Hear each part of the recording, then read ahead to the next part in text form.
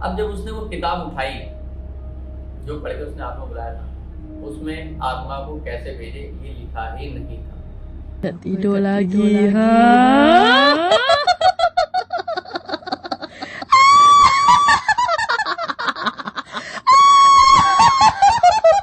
Hello दोस्तों, तो स्वागत है आपका फिर से एक दिल दहला देने वाली सच्ची घटना में। दोस्तों, आपको पता है हम आपके लिए लाते हैं बिल्कुल ऐसी घटना जो किसी न किसी पे आप बीती होती है।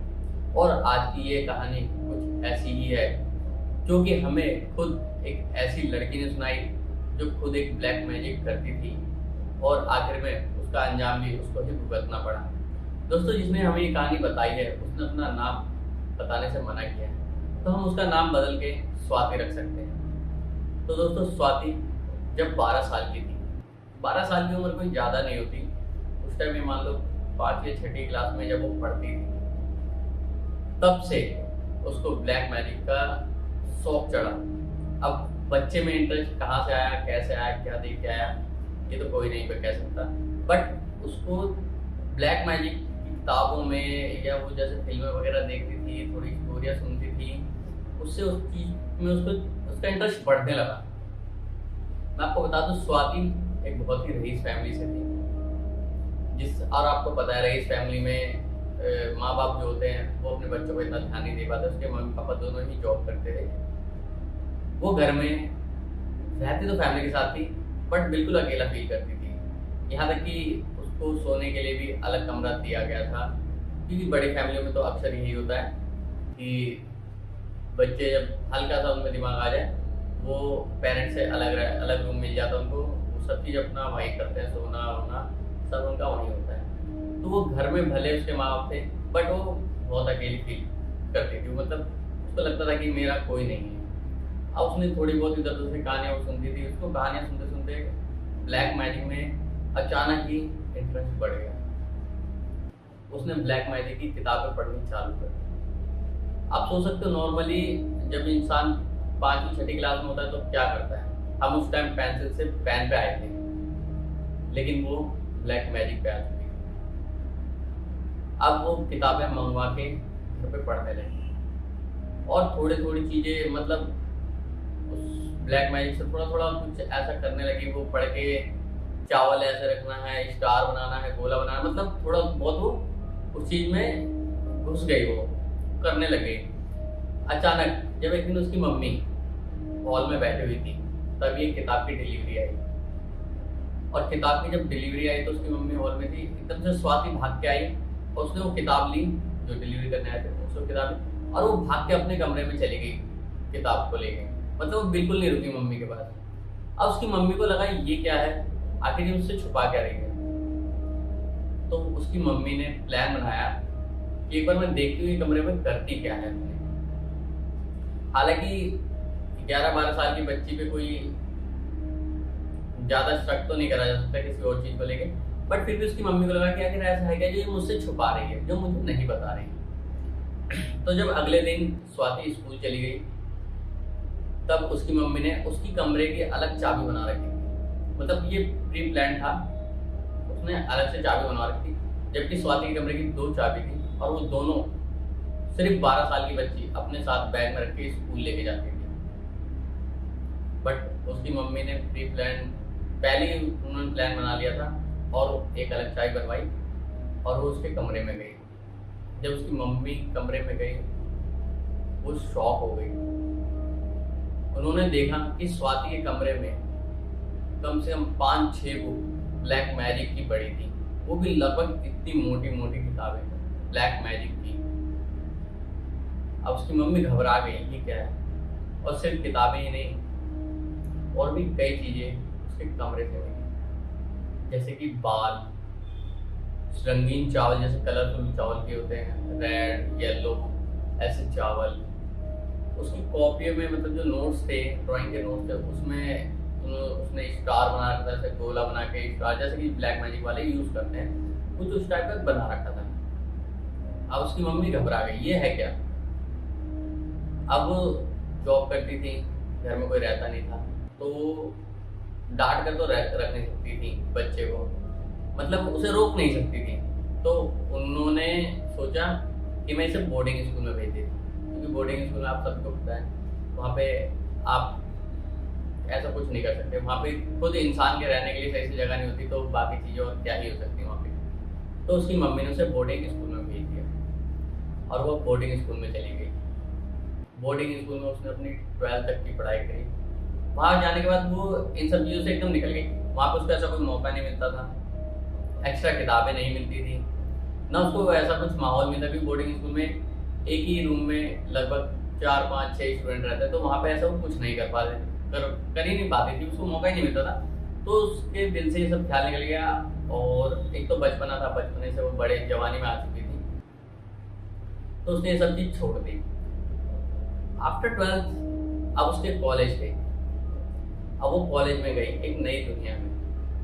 वो नई दुनिया उसे बहुत अच्छी लगने लगी। एक बार फिर से उसको लगभग 6-7 साल बाद बोर्डिंग स्कूल से आज़ादी मिली थी और वो एक अपनी दुनिया में जा चुकी थी। बट अब वो ब्लैक मैजिक को एक तरह से भूल गई थी। अब उसके दिल दिमाग से ब्लैक मैजिक निकल चुका था। अब वो जब कॉलेज में गई तब उसे एक लड़का मिला जिसका नाम था विनीत।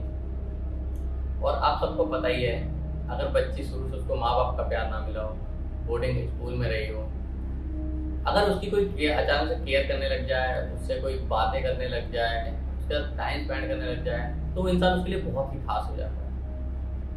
अब विनीत धीरे धीरे उसके लिए बहुत ही खास होने लगा। अब स्वाति फैमिली, फ्रेंड्स वगैरह सबसे ज़्यादा विनीत को इम्पोर्टेंट देने लगी। विनीत के साथ घूमना, विनीत के साथ बातें करना, विनीत के साथ टाइम स्पेंड करना, विनीत के साथ खाना खाने जाना, लंच पे जाना, मूवी देखने जाना, ये सब वो विनीत के साथ करने लगे और वो विनीत के काफ़ी क्लोज चली गई। हालांकि विनीत का सब्जेक्ट अलग था कॉलेज में और स्वाति का सब्जेक्ट अलग था, लेकिन स्वाति उसके पीछे इतनी पागल हो चुकी थी कि उसने मिड टर्म में अपने सब्जेक्ट चेंज करवा के वही करवा लिए जो विनीत के थे। और वो दोनों एक ही क्लास में साथ बैठने भी लगे। उनकी नज़दीकियाँ बहुत बढ़ने लग गई थी। विनीत के लिए स्वाति एक तरह से, अब बचपन से ही उसको माँ बाप का प्यार नहीं मिला, कुछ भी नहीं मिला, तो कुछ ज़्यादा ही अट्रैक्ट हो चुकी थी उसकी तरफ, विनीत की तरफ। ऐसा नहीं है विनीत टाइम पास या कुछ ऐसा, विनीत भी उसकी तरफ काफ़ी अट्रैक्ट था। मतलब दोनों एक दूसरे के लिए लॉयल, बिल्कुल लॉयल रिलेशनशिप में थे और दोनों एक दूसरे का बहुत ध्यान रखते थे। अब स्वाति ने सोचा कि हम दोनों रहते, वो कॉलेज के ही वहाँ थे हॉस्टल में, दो विनीत भी हॉस्टल में रहता था, वो भी हॉस्टल में, वो लड़कियों की तरफ रहती थी और विनीत लड़कों की तरफ रहता था। अब स्वाति ने सोचा कि अगर हम रह ही रहे हैं तो क्यों ना हम अलग से कमरा लेके रह लें। उसने विनीत से ये बात बोली। एक्चुअली हमेशा ये होता है रियलिटी में कि एक लड़का ये ऑफर करता है कि हम लोग अलग से लिव इन रिलेशनशिप में रहेंगे, बट यहाँ पे स्वाति ने विनीत को बोला और विनीत इसके लिए तो समझ लो राजी ही था, उसने तुरंत हाँ बोल दिया। अब उन दोनों ने अपने लिए अलग फ्लैट टाइप ले लिया जिसमें वो रहने लग गए। फ्लैट का एक घर ले लिया था, घर था वो लगभग 2 मंजिल का, 2 फ्लोर का घर था। अब उसमें रहने लग गए। अब स्वाति जो थी उसका विनीत के प्रति इतना प्यार बढ़ गया कि विनीत का किसी से बात करना उसको गलत लगने लग गया। उसको जलन होने लग गई अगर कोई लड़की उससे हाय हेलो कर ले या कोई उसकी तरफ देखे, मतलब उसे कुछ ऐसा लगने लगा कि नहीं ये मुझसे दूर ना हो जाए। वो पसंद ही नहीं करती थी कि कोई लड़की उसके करीब तक आए। उसकी एक फ्रेंड थी विनीत की, पुरानी फ्रेंड, जस्ट अ फ्रेंड थी वो, बहुत अच्छी, मतलब उसने अब उससे उसको काफी जलन हो गई। अब ये एक रीजन और आया जब स्वाति ब्लैक मैजिक की तरफ दोबारा बढ़ने लगी। उसने पहले भी किया था, उसे थोड़ा बहुत अनुभव था, एक्सपीरियंस था। उसने दोबारा से वो किताबें पढ़नी शुरू कर दी, कुछ पहले के एक्सपीरियंस और कुछ अब की पढ़ाई उसे थोड़ा ब्लैक मैजिक की दुनिया में आगे ले जा चुकी थी।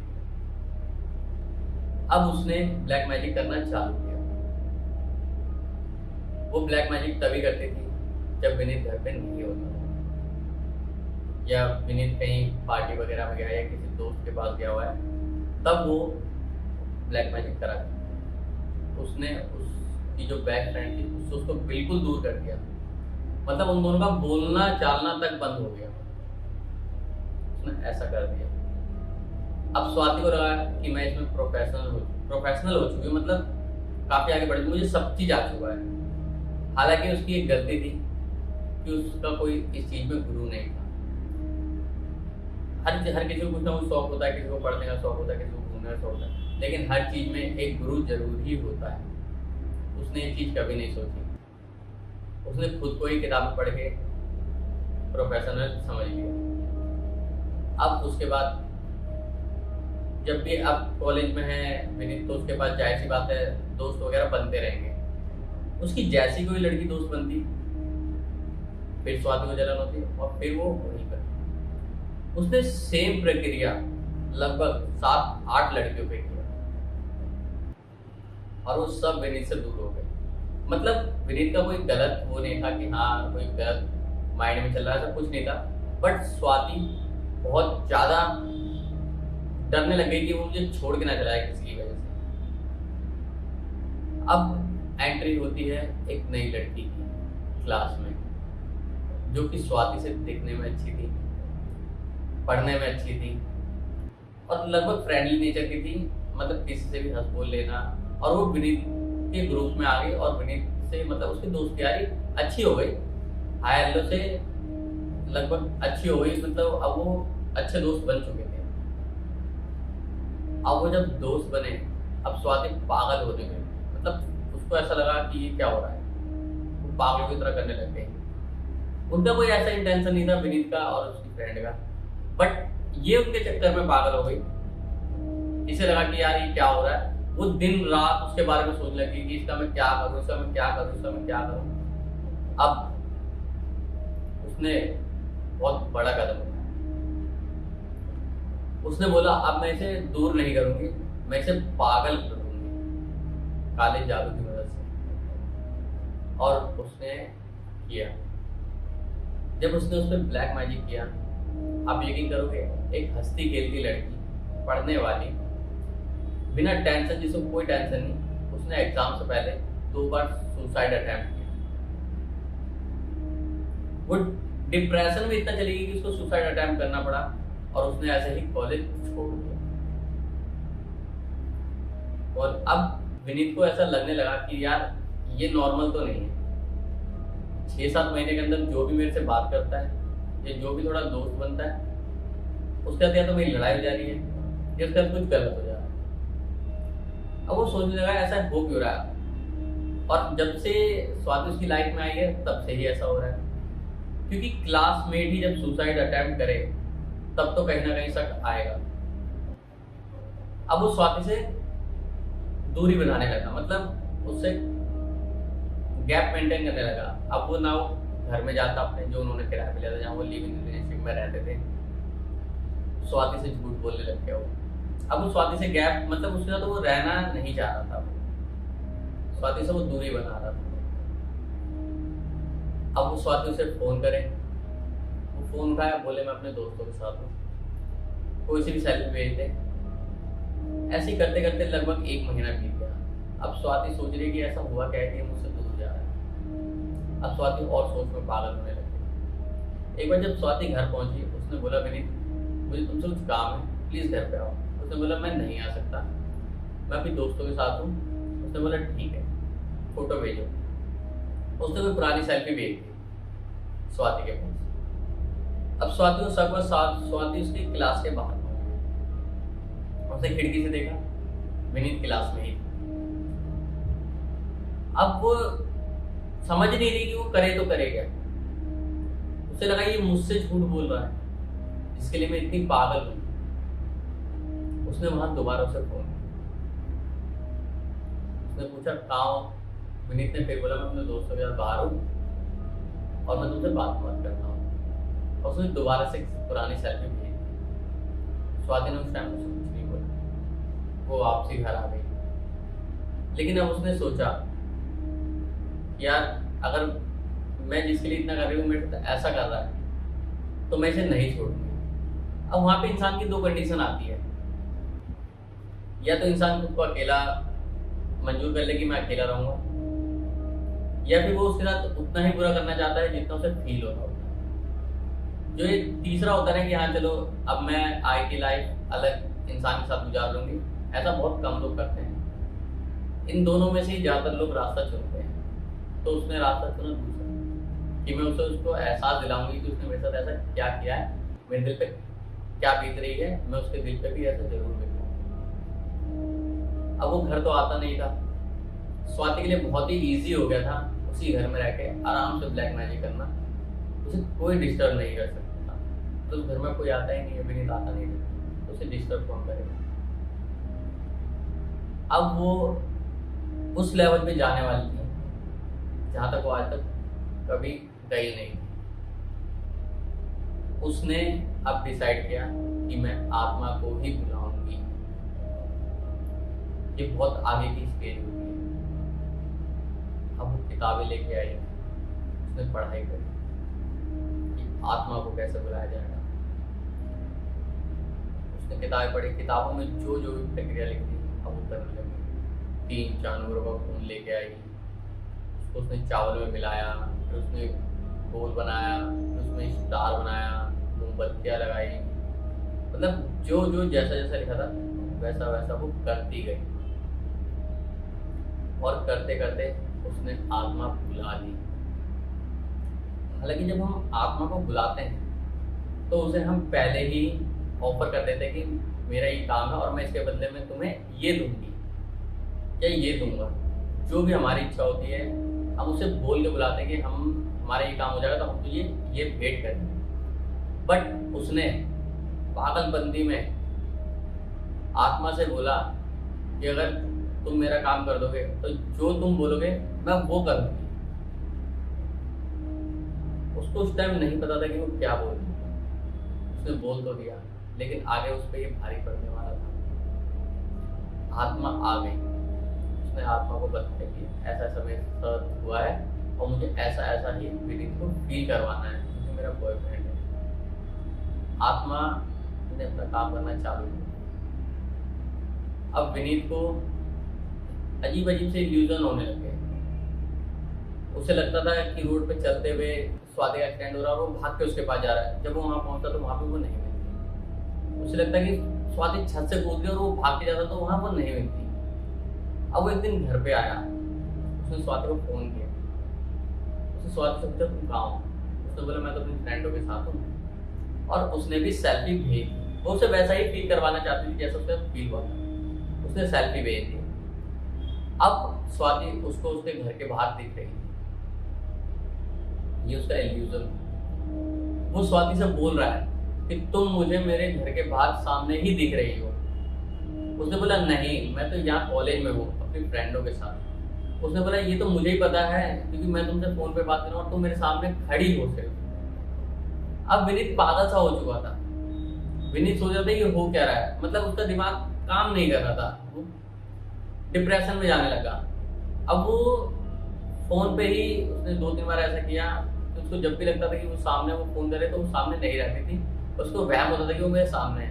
अब वो एक दिन फोन करके रोने लगा। स्वाति को दया आ गई। स्वाति उससे बहुत ही ज्यादा प्यार करती। अब स्वाति को उस पर दया आ गई। स्वाति ने उसको माफ किया। स्वाति ने बोला चलो कोई बात नहीं, अब मैं इस चीज को खत्म। उसने उससे नहीं बोला, बस उसने सोचा कि अब ये आत्मा वाला सीन मैं खत्म कर देती। अब जब उसने वो किताब उठाई जो पढ़ के उसने आत्मा बुलाया था, उसमें आत्मा को कैसे भेजे ये लिखा ही नहीं था। उसने वो किताब पहले पूरी पढ़ी ही नहीं थी। अब वो परेशान हो गई। उसने और किताबें मंगाई और किताबें पढ़ी। उसे किसी में भी ये नहीं मिला कि आत्मा को वापस कैसे भेजे। उसने लास्ट में एक किताब मंगाई जो कि लगभग इतनी मोटी किताब थी। उसने उसका एक एक पेज पढ़ डाला, लेकिन उसमें भी कहीं नहीं लिखा था कि आत्मा को भेजते कैसे हैं। उसने 2 हफ्ते तक लगभग बहुत पढ़ाई करी। जब उसे किताब में सॉल्यूशन नहीं मिला, उसने तीसरे हफ्ते में आत्मा से डायरेक्ट कांटेक्ट किया, जबकि आत्मा से डायरेक्ट कांटेक्ट नहीं किया जाता। उसने आत्मा से डायरेक्ट कांटेक्ट किया जब उसके पास कोई सॉल्यूशन नहीं मिला तो उसने आत्मा से पूछा कि मेरा काम हो चुका है, अब तुम जाने का क्या लोगे। आप बिलीव नहीं करोगे, आत्मा ने बोला तुम्हारा बॉयफ्रेंड। स्वाति चौंक गई। स्वाति अभी भी अपने आप को एक प्रोफेशनल मान रही थी ब्लैक मैजिक में। उसने एक अकड़ की आवाज के साथ बोला ये तो नहीं हो सकता। आत्मा ने बोला ये तो अब होते रहे। अब स्वाति घबराने लग गई, क्योंकि स्वाति ब्लैक मैजिक करती थी तो उसे इतना पता था कि आत्मा जो चाहती है वो करके रहती है, अगर उसे ना भेजा जाए सही से तो।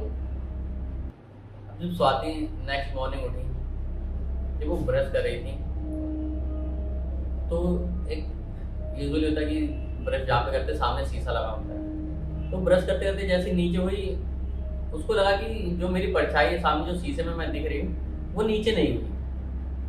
उसने उठ के देखा तो जो उसका रिफ्लेक्शन था वो बिल्कुल स्ट्रेट था, बिल्कुल सीधा, उसमें कोई मूवमेंट नहीं था। उसने हाथ उठाया लेकिन जो शीशे में रिफ्लेक्शन था उसका हाथ नहीं था, उसको बिल्कुल इसने स्ट्रेट देखा।